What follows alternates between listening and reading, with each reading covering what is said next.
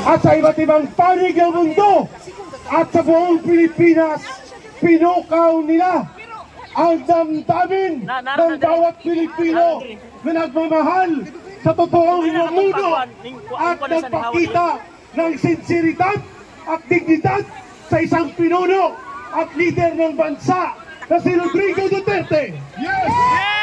Duterte! Duterte! Duterte! Duterte!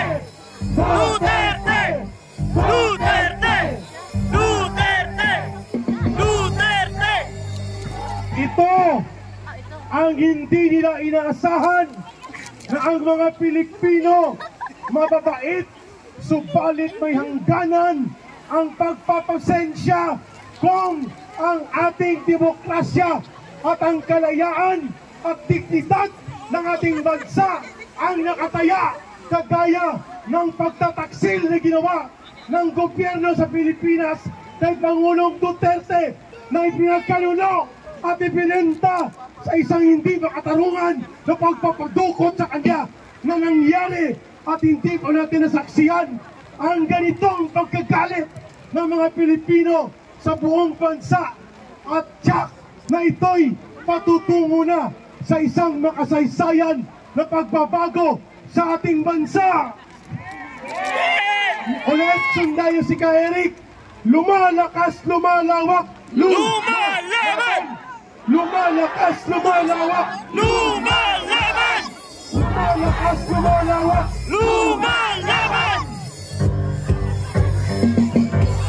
Ano ang mensaheng ito sa araw na ito?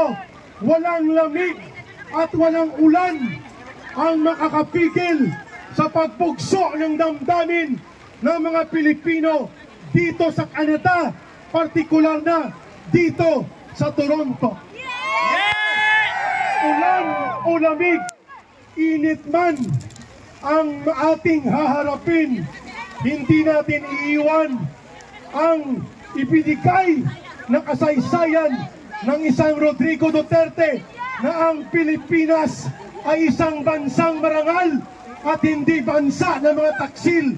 Mabuhay ang mga Duterte na mga paniniwala at uri ng pamumuno sa ating bansa. Duterte! Duterte! Duterte! Duterte! Duterte! Duterte! Duterte! Duterte! Duterte! Kung mayroon nangyari na nakalimutan ni Marcos, iyan ay ang kanyang pagmamaliit na ang mga Pilipino kapag nagkaisa ay pwedeng maganap ang mga pagbabago, at yan ay nangyari na noon at muling mangyayari sapagkat ang ating panawagan ay mananatili na ang sambayan ng Pilipino magmamahal sa totoong lider na nagpakita ng respeto at tangal sa bawat ordinaryong Pilipino na ipinakita ni Tatay Digong. Sundan nyo si Ka-Eric dito sa mensaheng ito. Ang tao, ang bayan, ngayon ay lumalaban. Ang tao, ang bayan, ngayon ay lumalaban.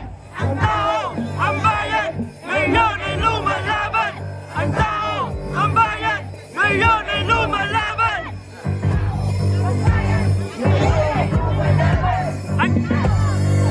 Saka, bayan, bayan, bayan ko, Bayan, bayan, bayan ko! di pa tapos ang laban mo. Di pa tapos ang laban mo! Gobyernong taksil, palayasin, palayasin. Gobyerno taksil, palayasin, palayasin! Saka, bayan, bayan, bayan ko, Bayan, bayan, bayan ko! di pa tapos ang laban mo. Di pa tapos ang laban mo! Gobyernong taksil, palayasin. Gobyerno taksil, palayain! Si Tatay Digong, hindi kailanman mamamatay ang kanyang iniukit na matino at maayos na pamumuno, Rodrigo Duterte will forever live in the hearts and minds of every Filipino people na nagmamahal sa isang matino at maayos na pamumuno. Anuman ang patutunguhan ni Pangulong Duterte, ang kanyang ligasiya, ang kanyang iambag ay hindi pwedeng maikulong. They may imprison the person of Rodrigo Duterte, but they can never kill the ideas and ideals brought about by a very strong leadership founded on the interest of the people. Yan ang hindi pwedeng ipakulong ni Marcos. Ang mga pamumuno na ibinahagi ni Duterte ay mabubuhay ng tuloy-tuloy sa bawat puso at isipan ng mga Pilipino, sapagkat ang bansang Pilipinas nagkaroon ng dangal at respeto ang ibang mga lahi at ang ibang gobyerno, sapagkat nagkaroon tayo ng leader na inuuna hindi ang kapangyarihan o ang yaman at pondo, kundi ang kapangyarihan para sa ikabubuti ng bawat Pilipino. Duterte! Duterte! Duterte!